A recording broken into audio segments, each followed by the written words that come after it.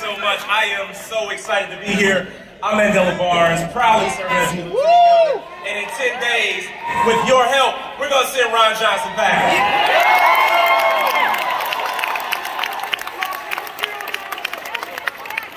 I cannot tell you how much it means to be back here at home, especially at North Division, even though I'm a proud product of Marshall High School. MPS strong. Hey, and I do have to give a quick shout. I see my history teacher over here.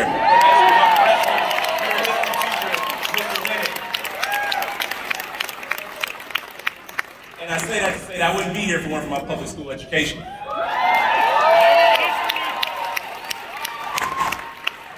I also would not be here if it weren't for the opportunities of Wisconsin manufacturing and the strength of our labor unions.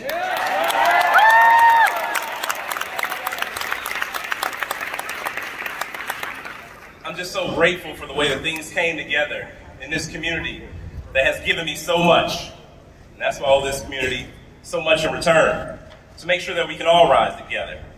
But today has a special meaning for me because 18 years ago, in the summer of 2004, came back from whatever summer job I was working that year, turned on the TV, and I saw then State Senator Barack Obama give a keynote speech at the Democratic National Convention.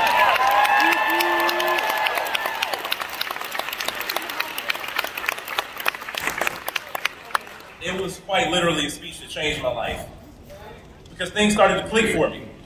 I didn't really consider politics before. I didn't see people who I felt shared my experience, people who lived life like I lived life. There weren't a whole lot of elected leaders who I felt wanted to give me or my community the time of day. Unfortunately, that's still the case. But there was someone whose story sounded a little bit like mine. Someone who talked about the same issues that I saw day in and day out. And seeing Barack Obama on that stage, it inspired me and it made me realize that maybe if I worked hard enough that I could have the power to make a difference too.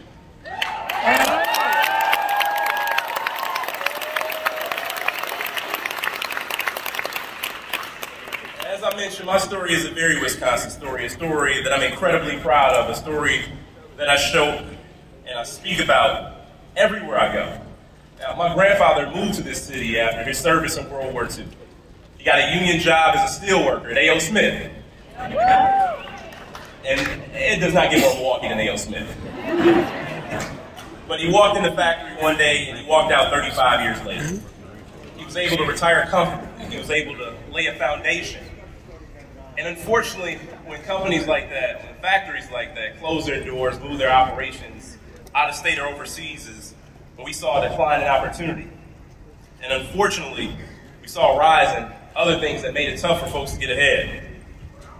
Now, I don't come from a wealthy or a well-connected family. Growing up right here in the city of Milwaukee in a union household was enough for me. That's all I needed.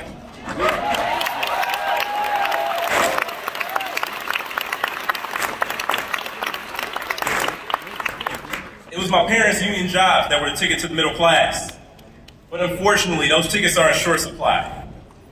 It's a shame to think that it was easier for my granddad after World War II to get into the middle class than people my age.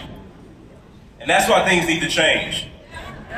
Are we all tired of being left behind by politicians who rather serve their wealthy donors than to serve us?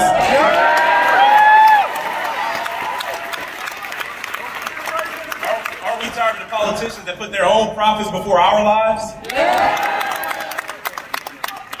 I'm talking about people like Ron Johnson. A person who doubled his own wealth while in the U.S. Senate, but is hell-bent on making everybody else's life worse. A person that for 12 long years has turned his back on every single person in this room, every single person in this state. But this November and for the next 10 days leading up to it, we all going to turn our backs on Ron Johnson.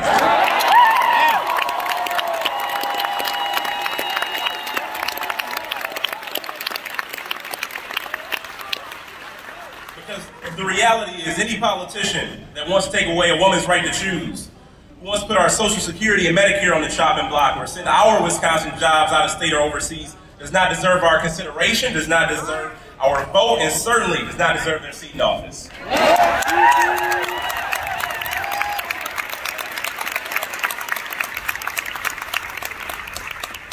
And while Senator Johnson tries to divide us and he tries to distract from the fact that he supported a national abortion ban, he supported a national abortion ban with no exceptions for rape, incest, or the life of the mother.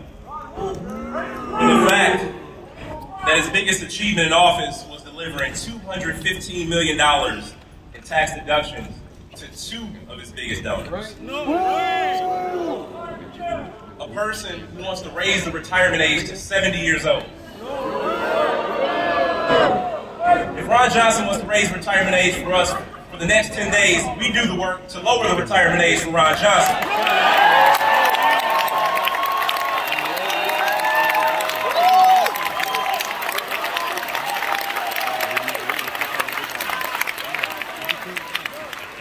Because what he does not understand, in rooms like this and all across the state, regardless of our zip code, regardless of where we were born, what language we speak, who we love, or how we identify, we all have so much more in common with one another than any self-serving, out-of-touch politician like him.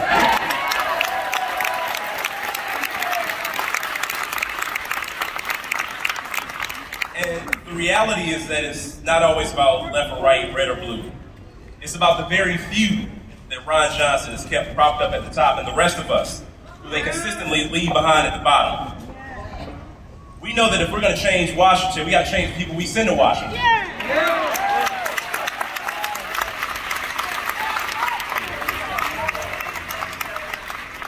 Ron Johnson said that women that don't like the laws of their state, like our 1849 criminal abortion ban, can just move.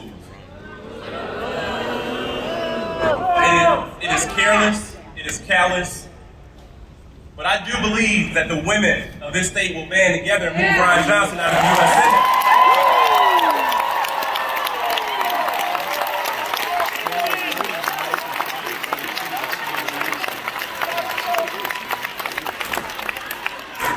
I love you back. I got in this race because I believe that better is possible for so many people. People like my friend Candidat, who during the pandemic had to drive her children to a funeral home just to use Wi-Fi.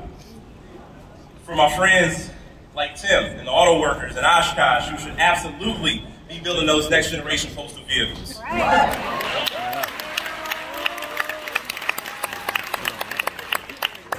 And for little girls like Chase right here in Milwaukee, who should be able to grow up and determine her own future, which includes making her own healthcare decisions.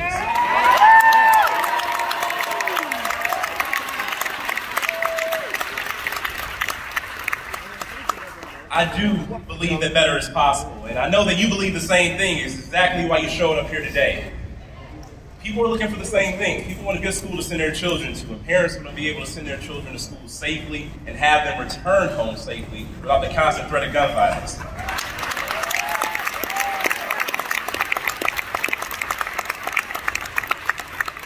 People want to go to a doctor, not worry about a surprise bill or worry about some local politician popping up making their decisions for them.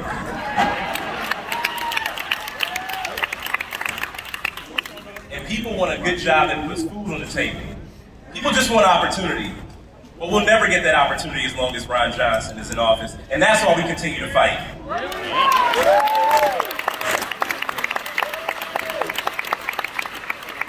This is about leading with our values and leading with our vision for the next 10 days. Showing up, letting people know what we stand for. Letting people know that we can no longer leave folks behind because that was the old way of doing things. People like Ron Johnson have had their day. It's our time now.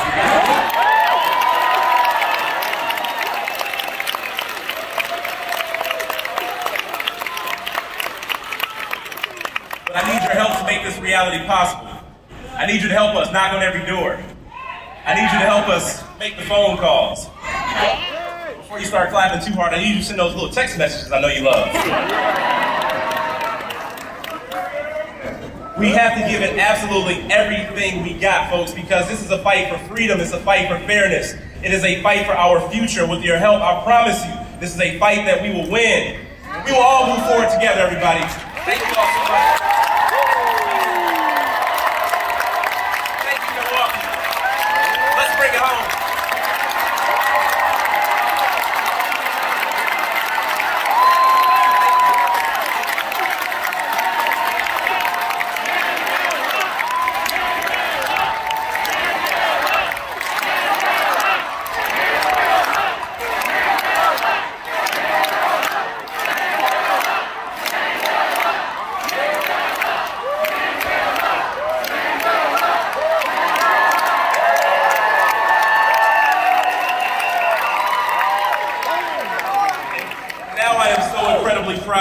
introduce somebody who's been a partner to me, partner with me, leading the state through some incredibly difficult times. A person I'm proud to call